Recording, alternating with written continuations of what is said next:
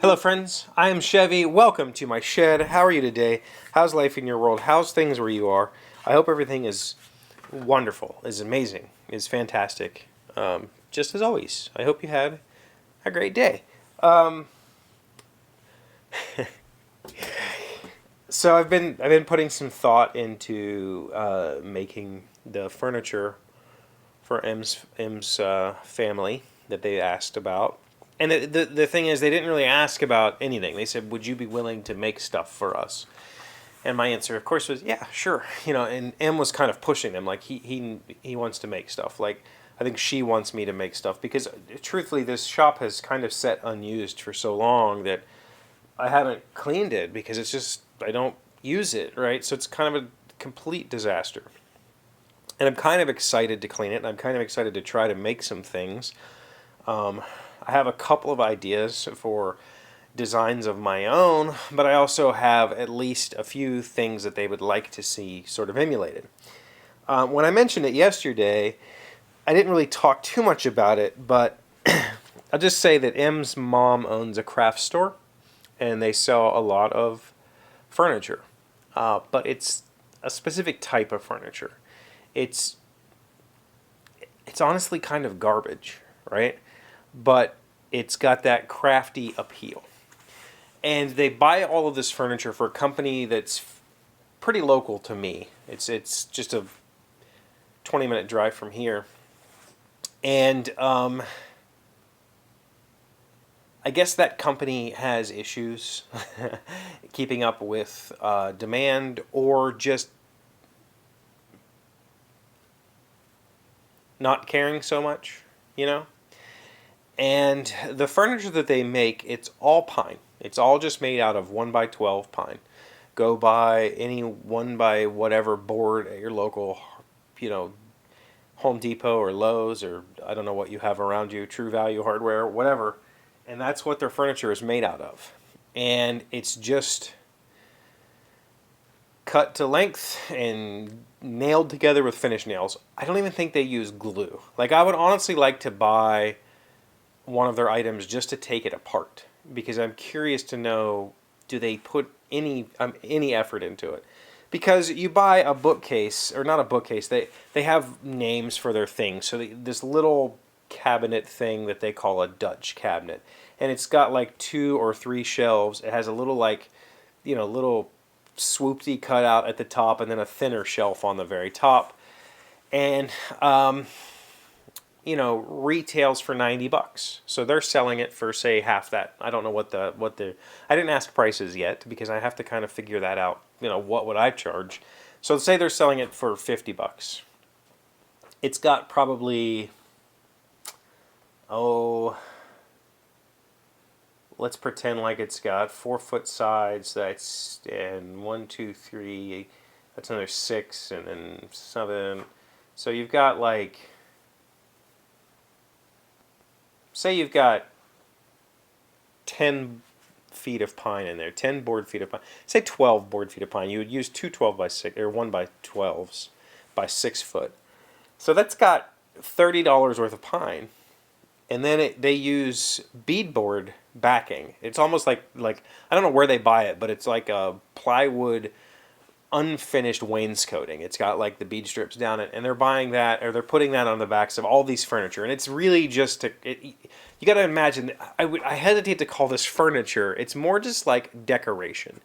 It would not hold up to. You couldn't make chairs this way and sit in them, is what I'm getting at. It's fine for putting some light objects on, but I wouldn't trust it to hold much. So the idea, though, is it's crafty. So it's made to look old century. It's made to look, Victorian or whatever. And so they use this beadboard backing because, in ye olden days, you couldn't buy plywood panels. So it was all just like shiplap or tongue and groove boards that made up panels. So this beadboard is a cheap approximation of that. They slap it in there, finish nail this thing together. They paint it black and then sand all the edges away and make it look worn and distressed. And that's it. And they sell it for $50. So you've got, at retail, you've got $30 worth of pine and some paint. The paint they use, I have discovered, and I got a gallon of it, is Old Century Colors. This is lamp black. This is like $80 a gallon, which blows my mind. You're taking some store-bought yellow pine, finish nailing it together, and then, you know, putting a extremely expensive paint on top of it, and then sanding it off, right? Making it look worn and used and old. And that's what sells. And so I guess she sells a lot of that kind of thing, and she has, you know, she's looking, you know, maybe I can help out. Maybe I can supplement or replace the business that she does with this company, because they're just not doing well.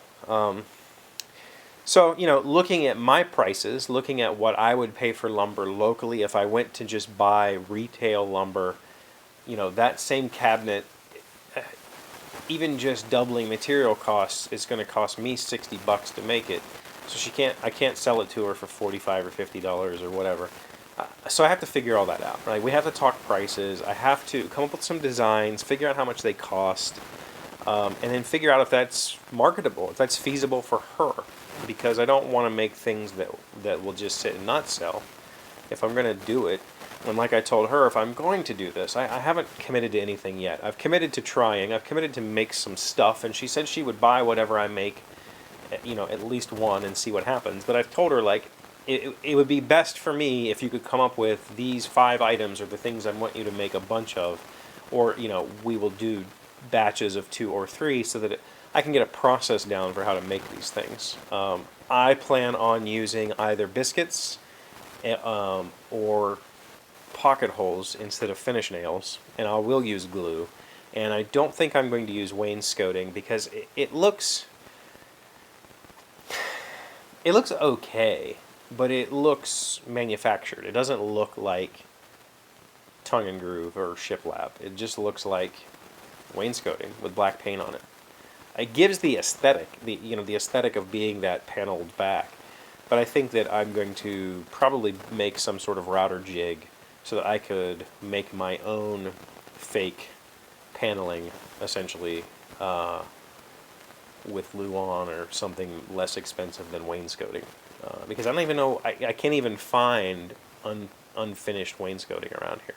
Unfinished beadboard. I can find the stuff that's got the white plastic on it, but I can't find unfinished. So, been doing some research though, been thinking about it. I've got a few things figured out. I do have about 6 or so 1x10s in there. I might try to make a few smaller things out of that and see if she likes what I make, and just experiment with the paint and experiment with the tools. But step 1, at some point this week or this weekend or both, I'm going to hopefully come down here and just gut this place and get it ready to actually make some stuff, because right now I don't even want to show it to you. If I do it, maybe I'll put it on camera and let you see me clean this place up. Let me know if you want to see that. Put that in the comments. Thank you for being here as always. Thank you for liking, commenting, subscribing, being amazing friends and wonderful people. I really appreciate you, and I will see you again tomorrow. Today's word you should know to sound smart is earmark. It is a verb meaning to set aside money to be used for a specific purpose. Millie's earnings from her job were earmarked for her son's college tuition. Earmark. E-A-R-M-A-R-K. Do you not earmark pages, or is that something else? Like when you bend the corner. What is that called? Dog mark? There's a word for it. I thought it was earmark. But I knew earmark, the money term.